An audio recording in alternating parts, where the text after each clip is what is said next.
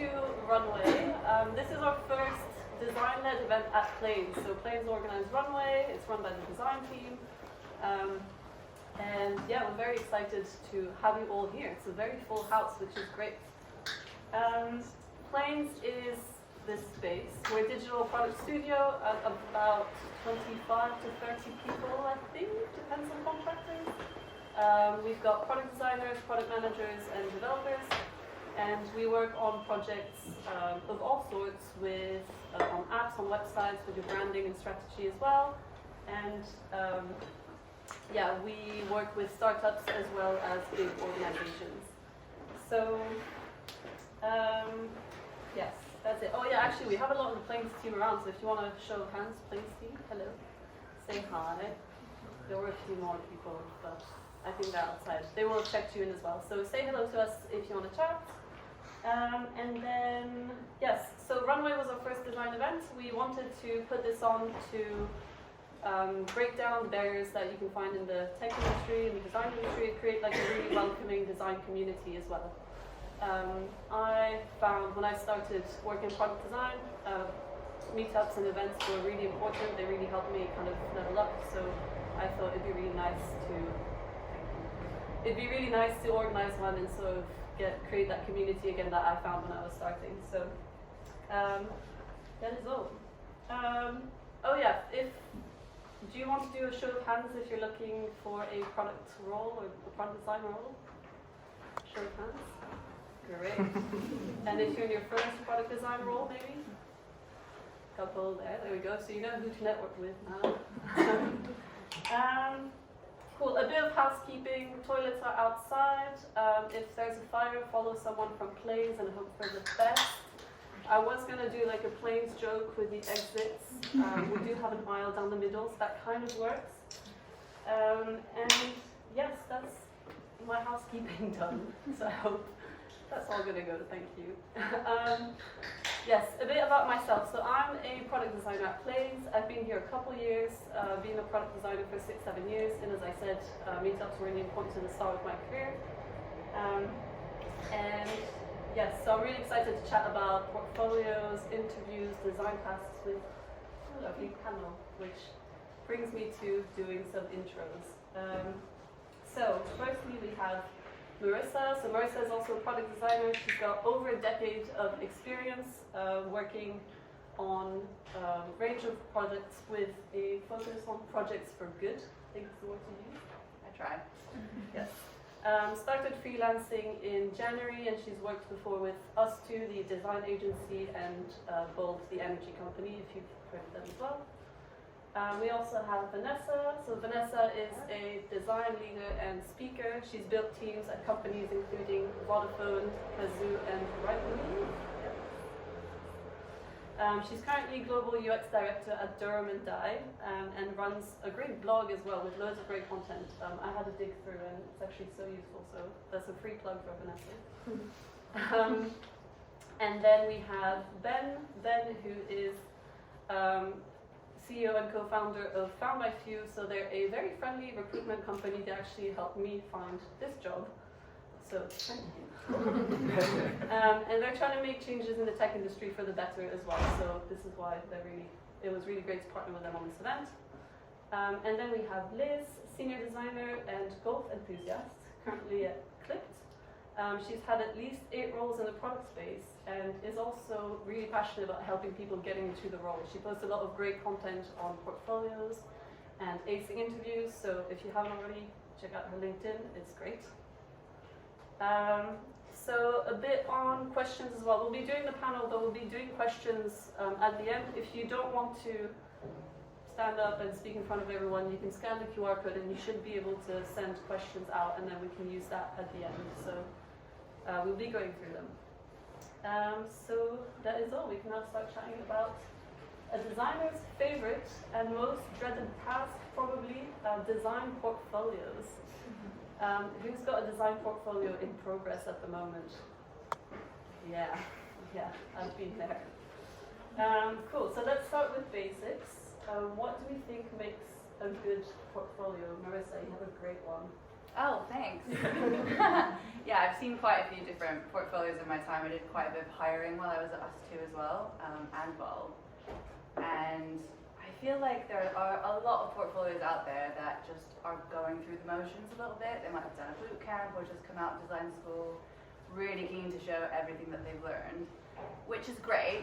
You definitely need to have that like solid foundation, but I think there's a layer on top of that, which is about storytelling, and it's about talking about the whole thing like a narrative, not just then this happened, then this happened, then this happened. But I want to be on the edge of my seat, right? Like, oh my God, what happened next? What were the problems that you encountered? What did you contribute? And then those are the things that make me realize, are you a critical thinker? How do you work in a team? How do you approach complex problems? I think it's just about adding a bit of yourself into it, not just doing the same old rigmarole. You want to be able to show that you solve each problem for its own problem rather than just applying it to one. So storytelling is the standout.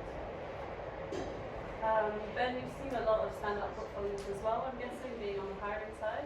Can you give us a few pointers on what are the standout ones, what are they doing? Yeah, so I think when it comes to portfolios and what makes a good portfolio, it can depend on where you're at in your career. So Marissa, you just touched on boot camps.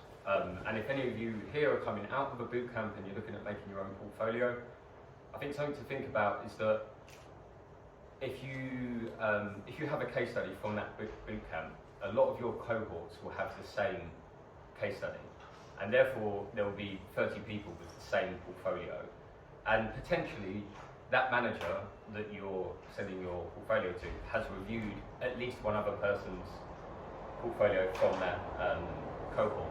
So it's going to look exactly the same.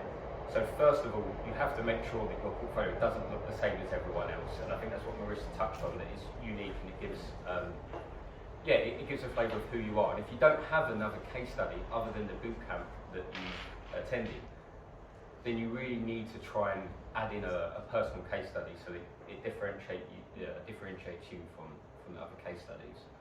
I think the other thing that really you need to think about when you're creating a portfolio is you have to put yourself in the mindset of the person that's reading it. Now, if you are a junior product designer, and even if you're, you've got a year or two's experience and you're applying for your second role, the manager reviewing your portfolio is probably seeing 30, 40, 50, potentially 60 candidates. They are not going to read through all of those portfolios with a fine tooth comb. They are going to click on them and see if they feel nice, look nice. They're probably going to click on the first case study that they get to, maybe that's the one in the top left, or maybe certainly on the left of the page. And if they don't like that first case study, there's a high chance that they might click off of it and just move on to the next candidate. So the things that I would really think about is you don't want to bloat your portfolio with loads of case studies and your good case study is hidden away, 1, 2, 3 case studies into it. Make sure your best case study is the first case study they click on. And just make sure that it's just easy to use, easy to click on, that you get a good feeling from straight away.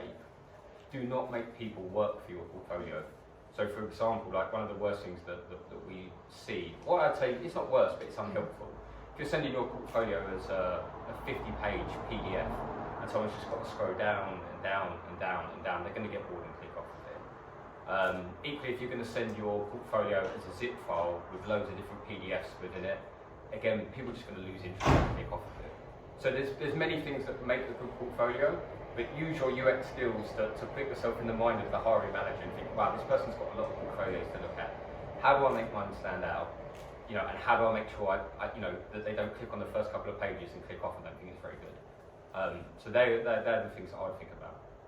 Yeah, and I think to add to that, it's definitely thinking about just the UX of the portfolio. So little things like I click on the first project, I get to the end of that project, but linking to the next project, so I don't have to go back up, click on that, and go to the next one. One of my pet hates is when projects are behind passwords, but I don't have the password. And then if I think you're good, I might try and do some Googling to try and find the password, but make sure you put that on your CV. So then I've got the portfolio link, I've also got the password, and then I can go into some of those projects. Because 9 times out of 10, that's probably one of your best projects, but you can't show it. I think also just making it easy to scan. Again, like like Ben said, when I'm looking through portfolios, I'm looking through tons of portfolios. So bullet points are your best friend. Just bullet point things. I think also like a lot of these kind of boot camps will tell you to do personas, all of this other stuff. I want to know, especially if you don't have that much experience, why are you doing the persona? What did you get out of that persona? Not that you did personas because you were told to kind of do personas. So really think about that content and the why behind that content, because especially if you don't have that much experience, what I'm looking at is your thinking, how you think, how you solve problems, and that's what's going to kind of get you through the door. And Liz, I know you've posted a little bit about frameworks on how to build use, or like that kind of framework, almost like a recipe. Yeah. So I guess similar to like the points that like we've been saying about thinking about who's going to see your portfolio first, and putting yourself in that hiring manager's shoes. And like, so I take the framework of having 2 portfolios, one which is that I send across, so they get a flavour of like the kind of work I've done, the kind of problems I've solved, the industries I've worked in, and then have a second portfolio that dives deep into the details. It doesn't work for everyone, but for me, when I've like hired other people as well, I'm not reading reams and reams, so it's just a brief intro about the project, what my role was, and some nice visuals. And it's more about me and my experience and my personality. So I think that's the other thing about making your portfolio stand out, is putting more of you in there. Because at the end of that, if you get the job, they're gonna like experience you fully anyway, hopefully. So you might as well be really upfront. There's nothing worse than having, and I've experienced this before, someone being very like corporate, I guess, in the way that they write and that kind of thing. And then even like myself, once I'm in the interview, they're like, oh, okay, you're actually a bit different from what I expected. And I think just really standing out, because I've read it so many times in the cover letters or the bios, I'm passionate about design, but I mean, aren't we all? Like, that's why we're doing the job sort of thing. So just standing out even more, I think, is really Yeah, 100% second that. I feel like your portfolio should just ultimately be a representation of who you are and what you care about in design, rather than trying to cater to what you think you need to be saying or doing. At the end of the day, it's your career. You're going to be finding the jobs you want to do, so you might as well start from there. In terms of content as well, I wouldn't be too worried about trying to come across like you pulled off every project without a hitch, because we all know that never happens. It's much more impressive to be able to show how you tackled the unexpected problems, how you approached them, and what you did with that, rather than pretending like, oh no, it all went smoothly because I'm amazing. It's just not reality. Yeah, I think my nice thing that I got to do on one of my portfolios was say, well, I had some key learnings from this experience, and then the next case study showed how I could apply those. So that was really nice, from one case study to the next, being like there were lessons learned, and then you pitch those in. So yeah, what I'm hearing is basically personality is a big part of that portfolio, right? Just showing who the applicant actually is. I know it's easy to get caught up in personal brand and just wanting to make the perfect thing. What if I just don't have that headspace or that time to kind of craft a brand, craft a website that is super custom, super nice? Like, what are the key things that I should be looking out for? I don't know, Vanessa, do you want to? Yeah, I think keep it simple, really. Again, keep in mind those principles of the person looking at it and the content and what you're trying to get across. I think also people feel that they need to have loads and loads of case studies. Actually, you could probably get away with 3. When I'm doing my portfolio, what I do is kind of an MVP, which is minimum viable product. So basically, just enough to showcase what I can do, and that will be three kind of projects, and then I'll be working in the background and adding to it. So don't feel like you have to have everything ready up front. Really just put something out there and see what happens and see what kind of sticks almost. Because 9 times out of 10, especially if it's a new portfolio, you're going to spend a lot of time trying to refine it and iterate on it. The best thing that you can do is get feedback from other people and then iterate based off that feedback. It just sounds like a portfolio is essentially a product, right? So it's applying that product thinking to your product. Yeah, I think the other thing is, especially with portfolios and being a designer, you just want to perfect it, and you can get into your head, especially when it's to do with you. Like, I'm my worst client. So what I normally do is think about myself as another person. So you're designing for another person, because it makes it a lot easier when you think about yourself as a different person rather than yourself. If that makes sense. So yeah, that might be a good tip that people can take. You're inevitably gonna update and change your portfolio Yeah. all the time anyway. Like, it's never finished. And as you work on more projects, get more clients, you're just gonna keep updating it. So there's no point in trying to make it this like ultimate masterpiece that's just gonna stand alone forever.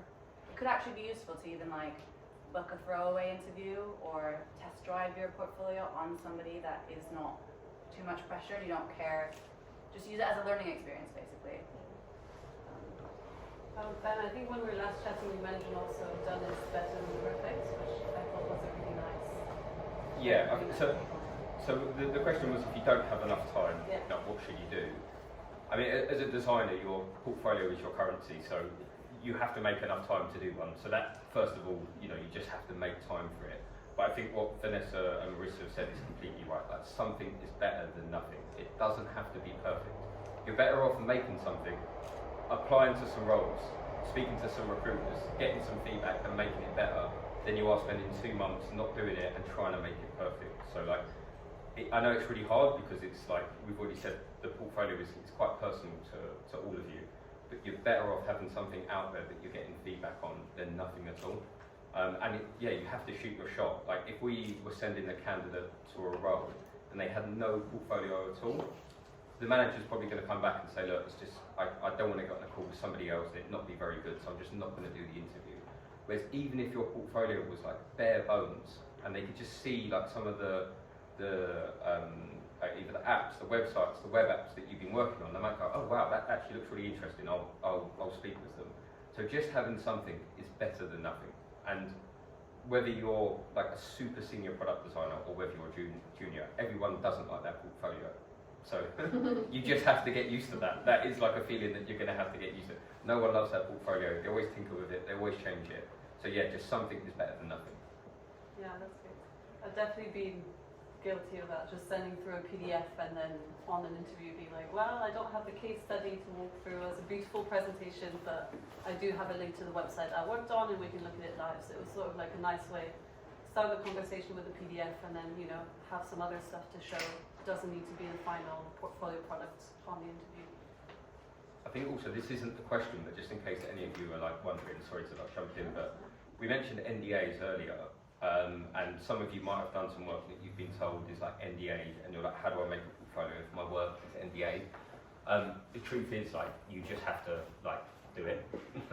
Like, you're put it behind a password, do whatever you need. But if you're at the beginning of your career and you've done some commercial work and you can't show that to your next employer, that's going to hinder your chances to get a job.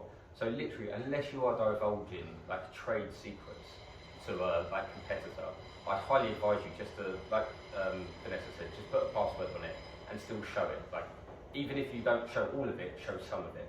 Again, something is better than nothing, but I can't tell you how much it will hinder you if you were to abide probably by every NDA that you've signed. And I know, I hope this is being recorded, right? Okay.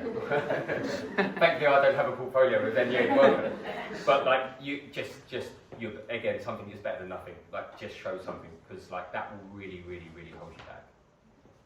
Just to like jump off the NDA thing, I can't remember exactly what I wrote, but there is a blog post about it. But I think it only lasts for 3 years in the UK if you do sign an NDA. So you can, after that, you're pretty free.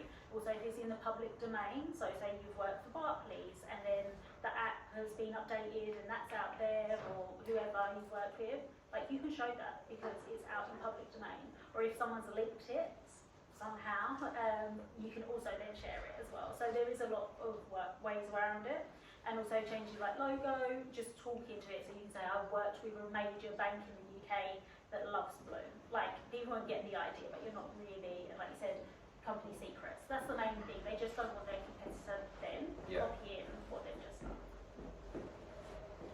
Cool. So yeah, that was that kind of segues us nicely into the skills that you need as a product designer.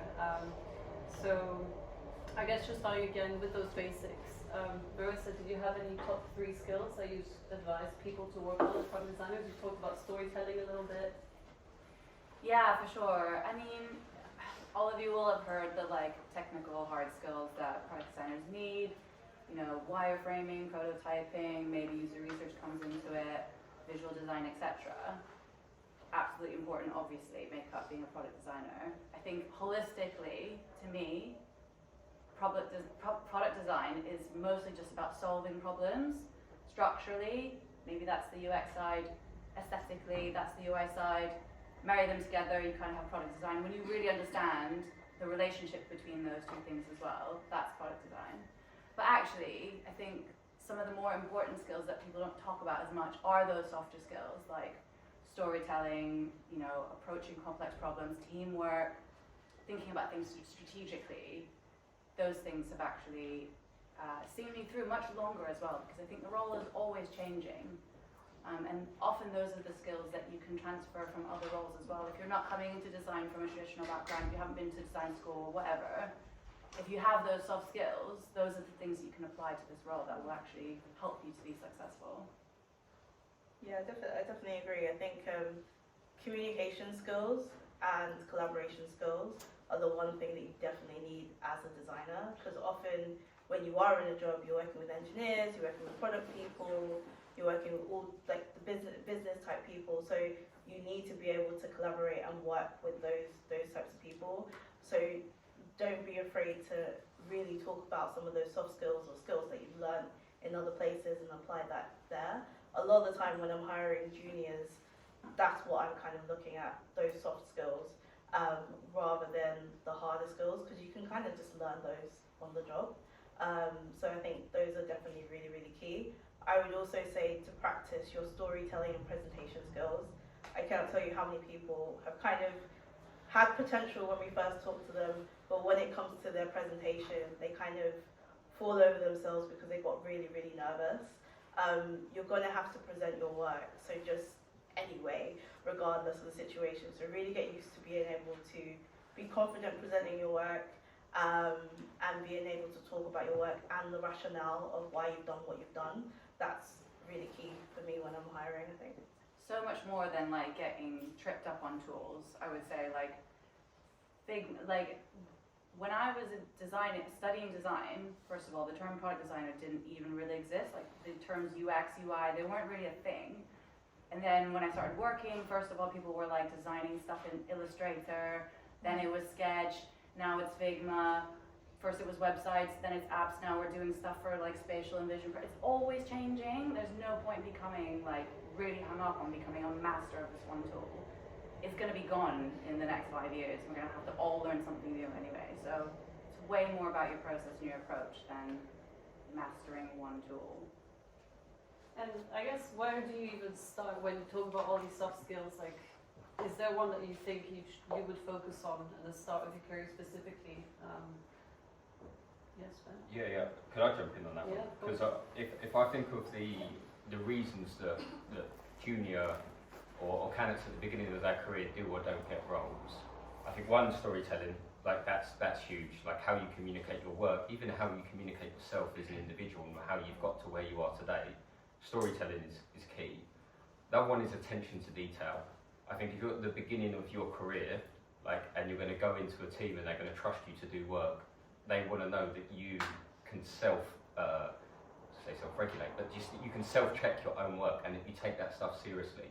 So if you are doing your portfolio, attention to detail, is there any broken links? Is there any bits that end somewhere? So that attention to detail is so key, and that is a soft skill and really important. And then the other one that we talked about is passion. And you're right, if you ask any designer, they would say, I'm a passionate designer, I'm passionate about design. But really, you've got to think about it from a sense of okay, yeah, but what does the employer get back for that? What they want to see in a junior role, you're going to join a team, especially at the moment where the design teams are probably going to be quite lean. There's not going to be a lot of people with loads of time to teach you everything and hold your hand through everything. So passion should be that you're someone who gets told something and then will go away in your own time and learn something and upskill yourself. So when you're talking about you being passionate, I think that's really what people want to see, like, hey, we haven't got the time to teach you everything. Is your passion gonna make sure that you go home and upskill yourself? So yeah, along with like storytelling, I would definitely say that passion and attention to detail are so key at the beginning of your career, and they're the things that employers are really looking out for. And I guess that kind of ties into learning things from experience rather than picking them up through formal education, right? We know design, product design especially, or the tech world is very much people coming in from all sorts of different places. So I'd love to hear your thoughts. Maybe Liz, do you want to answer this one on like, do you need to be formally educated? Like, you know, it's a lot. There's some product design courses now, some digital design courses. Do you need those to be a product designer? Do you think? I'd say no, because I come from a graphic design background. I never wanted to even do websites. I just wanted to do print and nice logos and do all that nice tactile stuff. And then everybody wanted a website, and that's the only job I could get at a design studio doing digital design. So I was like, fine, whatever, I'll do websites. And then fell into product. So I would say I'm very self-taught in product design. Definitely had a lot of imposter syndrome for a long time about being a product designer, but it is just something that you pick up like over time. I think there's a lot of like aspects when you're trying to get your first job, especially in product, that you feel like you need to jump straight into that and be an expert straight away. But it's taken me 11 years in total now to be a product designer, and it was maybe a transition period of 5 years of like being confident in product design. So it's not going to just happen overnight, because I spent a lot of time as well looking for the perfect course to train me. So like doing the foundations, because I felt like, I don't know, guilty or weird about the fact that I didn't have a proper education in it, and I was just like fumbling my way through, which has worked out fine in the end, because you can then take your past experience. I think a lot of people that I spoke to before want to dismiss everything they've ever done before, but like use it to your advantage. There was someone that I spoke to that studied economics and then worked in like a business setting. Like that is so advantageous in your role as a product designer, because you can speak the same language as like the CEO and people around you. So I've forgotten the question, by the way. I've got that a bit. Yeah, can someone else take over? Please. I feel like some of the most valuable lessons I've learned have actually just been from working with people who are better than me. So just being on a team, surrounding yourself with other brilliant people, working closely with them, picking their brain, watching their process, asking them for feedback. What do you think of this? What can I do better? That's like immediate access to brilliant minds if you're on a team. Yeah, and it's, I guess, understanding that you can learn from everyone as well. Not like if you're in a really small design team, maybe you're the sole designer. It's like, oh, well, actually, you can learn loads from product managers, from developers. You know, everyone's got some level of understanding of design as well. So it's just nice to be able to sew that all in and just, yeah, really collaborate. I think is what we're getting down to. It's just those skills. And we've talked a little bit about this. There's a lot of variation in the product design role. So, you know, some people come from a UX background, they have the UX skills, they don't have the UI skills. Vanessa, do you think if, for example, I'm a UX designer, how can I apply to a product design role and still be successful? Yeah, it's a good question. I think it really does depend on what the company is looking for. So, for example, right now we're in the process of looking for a product designer who's more UI leaning. So you will find those roles that are either more UX leaning or more UI leaning. Again, use that to your advantage. But I think what you want to do is you don't necessarily want to be a super expert.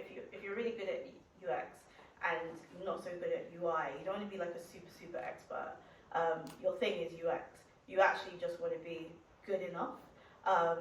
When you do market yourself, you're going to say, well, actually, I'm really good in that UX kind of area, but I can also do a decent UI, put together some decent screens. And they work for the user because I test them and validate them. So you don't need to be like this amazing superstar designer. I think you just want to be able to go through that design process and being able to do that design process in a credible kind of way. Because 9 times out of 10 in the team, there'll be other people that will be stronger on UI, other people that are stronger in UX, stronger in research, for example, and you use that to learn from that team, the different skills. So that is really what makes a healthy design team. Quite honestly, you don't want a design team. When I'm thinking about building a design team, I don't want a design team full of really good people on the UX side or people that are really great on the research side, because it makes my team unbalanced. So don't be too caught up on the fact that I'm stronger on UX, I need to be amazing at UI, therefore I can't apply for product design jobs. Just make sure that you're good enough across that whole design process.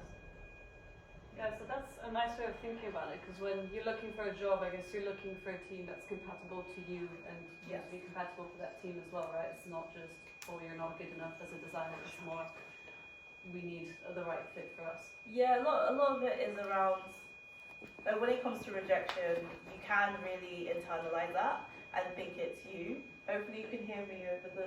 I don't know what You think it's you, you think it's like, oh, I did something wrong. But a lot of the times it's what I'm looking for as a hiring manager and what is the right fit for the team, the business even as well, and the needs of the business. So, for example, in my current team, because we're quite a small team and the complexity of the business, we need a lot of senior designers.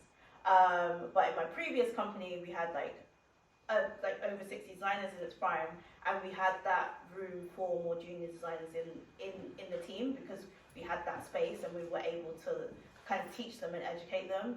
So sometimes, and a lot of the times, it isn't because of you as an individual, it just means it's not quite right for what we're looking for or the team. So really don't internalize rejection, get used to it, and maybe even say that you just dodged a bullet. A lot of the times when I haven't got a job and someone else has got the job and I find out the mess that's happened there, I'm actually quite happy that I didn't get the job. So definitely don't internalize it. Cool, and I think, Liz, you've got a really interesting, you've done a lot of freelance as well as agency as well as in-house, and now you've gone from freelance back to in-house. How did you find, the process of searching for the right fit? Because obviously, you're now in a golfing app company, you love golf, how was that whole process deciding to switch one between the other and, knowing that that was the right role for you? So I've never been someone who's a planner at all, because I just get distracted by shiny things. Even going to university was just on a whim because my friends were going, and I was like, cool, probably go do that as well. So everything's just been the next thing, and just following a very, I guess, privileged position to be in, that I can just follow things that I enjoy or I think I'll enjoy or I find interesting or I'm curious about that space. So yeah, I've forgotten the question again, got my brain's awful. What was it? What's your process when you're looking for the right role, or what's next for you? I guess it's looking for stuff that is interesting to me. So with contracting, really loved it. Went contracting from perm because I was always agency side, mainly because I'd got to a stage where I was the senior, most senior person in the company, and I really didn't know where I wanted to go next. Because typically you're in a role, well for me, 2 years, which is a long time for me. So I was like, where do I actually want to commit to next? And I honestly didn't know. So I just went contracting to try things out. And then when an interesting role, I didn't plan to go permanent again. It was just that the perfect opportunity came up and I was like, yes, that's my hobby. I get to talk about golf all day, every day, with other crazy people that love golf as well. And so I followed that. But there will be a time that I'm like, this isn't interesting to me anymore. What else shall I do? So it's just following whatever is interesting. So I guess that's why agency really appealed to me, because I'd be on a new project every couple of months, trying new things, learning about different industries, that kind of thing. So it's very much intuition-based approach. I don't have a plan. So who knows what will happen in a year's time. I think I was saying to someone earlier, if you're quite early stage and you are looking to build up a portfolio of projects quickly, agency is actually a really good way to do that, because you will quite often just be exposed to loads of projects in quick succession and quite a variety as well, versus moving in-house. I mean, then I guess potentially the con to agency is it can be quite intense, things move really quickly, it can be a bit chaotic at times, and everything that comes with that. In-house, things move a bit more slowly, but also you might not kind of have the range of projects in the same amount of time that you would want to. You get kind of very deep into certain things and you really get to know a product, and you can talk very specifically about the minutiae of this one thing. But in terms of breadth, agencies may be a bit more useful. It depends on what you want though, right? Yeah, so what I'm hearing is it's worth experimenting, trying things out. If you're not set on one thing, just seeing what, like, There's no closed doors. yeah. Like, I've been like a design partner at an agency, and then I've gone back to, I say, like just a senior designer, and I'm just doing the work. So like I've managed people, and I've gone, I don't fancy that anymore, and go back. Like a lot of people get really hung up on like going up the ladder, but I'm very much like, where do the roots go? And I'll follow that path for a bit, and I'm like, oh, it branches over there, and do that. So like, you don't have to step the logical steps as you're going through, I think. And I guess that ties nicely as well to what we were talking about, bringing your personality into your portfolio. Your personality might guide like how you find that fit or that role that sounds like it's the right thing for you to do at that time. Cool, so I wanted to chat a little bit about design tasks as well. They're a hot topic.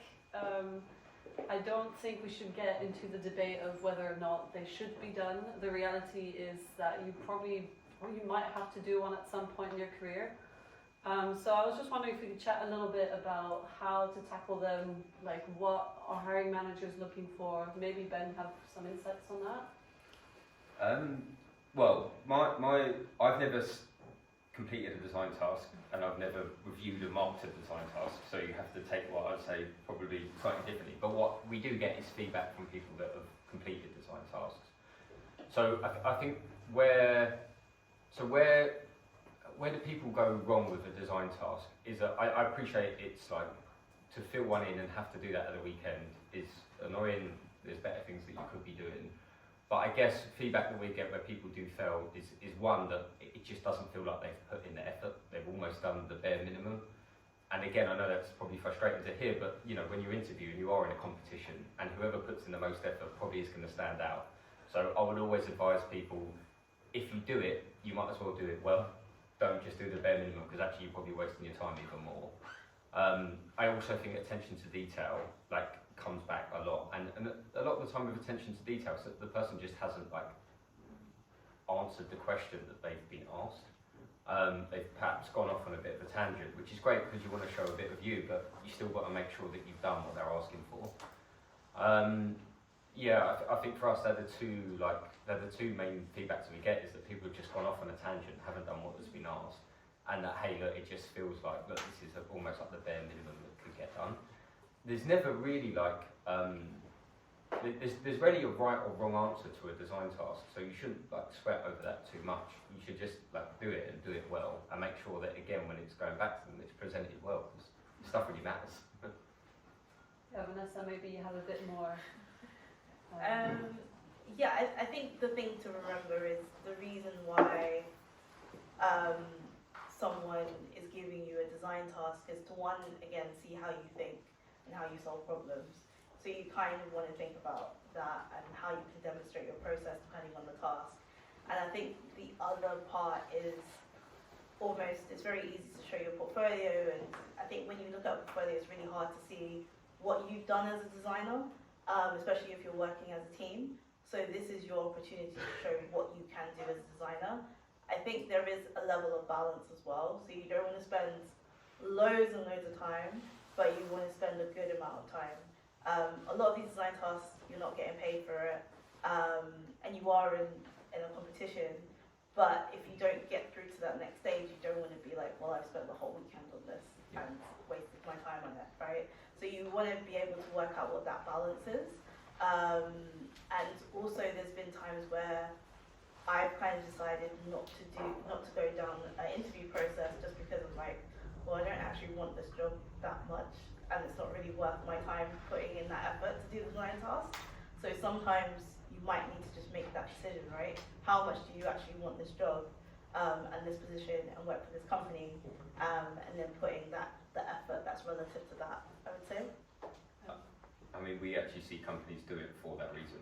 Yeah. Like some people do it because it is like, oh, we'll see who's actually interested and wants to work for us. Like that is the reason, because a lot of people, when you throw in a design task, they do pull out. Yeah, I think from a designer side, having been faced with design tasks before, there's also an element of, is the design task interesting? or is it a bit too similar to work they want you to be doing for free as well? So it's kind of like finding that balance and almost using the brief as a way to evaluate the job that you're going for as well. Yeah. So it goes both ways, right? It's kind of like Exactly. they're Yeah. evaluating you, but you're evaluating them as well. Yeah, maybe Marissa, have you done design tasks before? I've actually only done one. It was when I was applying to work at Us2, and this was several years ago. They briefed me in the morning, left me in a room for 2 hours, and then came back to us. That's absolutely brutal. Love you guys, but damn. But actually, it was really chill at the end of the day. Like, they made it clear all they're really looking for is an example of how I think and how I approach problems. And, you know, I don't need to do any specific preparation for that. That should just be part of the way that I work. And that's all they're really looking to see. It's not like studying for a test. I don't need to memorize anything, whatever. It's just show us how you do what you're doing. That's it. Everyone okay back there? Yeah, so I think it's kind of a nice thought to think like they're a little bit of a task to almost you're giving a sample of what you can do, right? It's a bit like the portfolio, you're giving a sample of your personality rather than like this massive thing that you have to face. So I think that's quite. So like the resilience that you're going to have built up through like trying to look for jobs either now or over the past 6 months is going to like pay dividends in the future. So yeah, just keep going. And if anything, all those interviews, they are practice, so you are just getting better by looking for that job and doing the searching and interviewing. And as you say, having those throwaway or practice interviews almost is, you know, it can be really helpful as well. Like it can just help you level up in that way.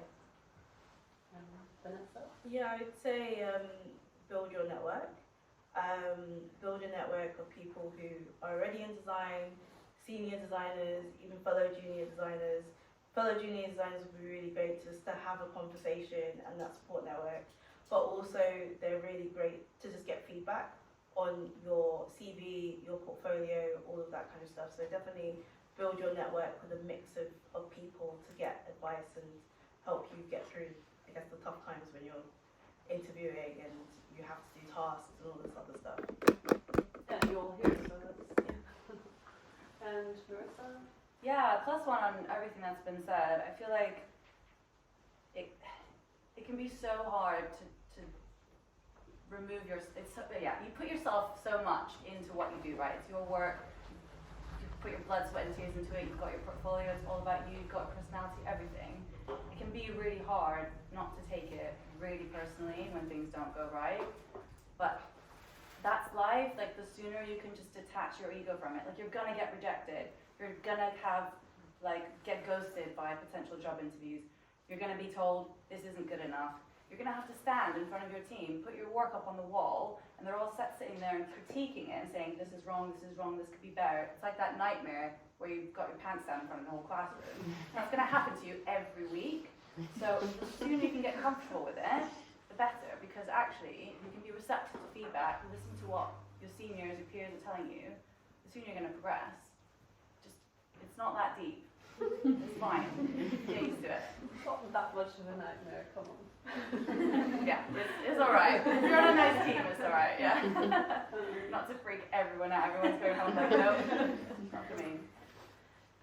Cool, so I think that leaves us for the actual panel chat. If anyone has any questions, we can probably swap to the mentee questions as well.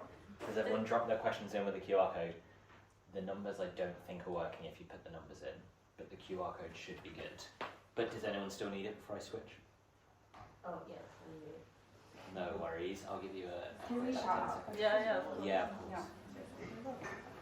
I have one. Yeah. I'll wait till phones are down and then... Oh no. Yeah. Yeah, I just have a question around AI. Obviously, it's ever evolving. Are there any design courses or AI courses for product design that you recommend looking at? Do you think that's a good idea to get clued up on now?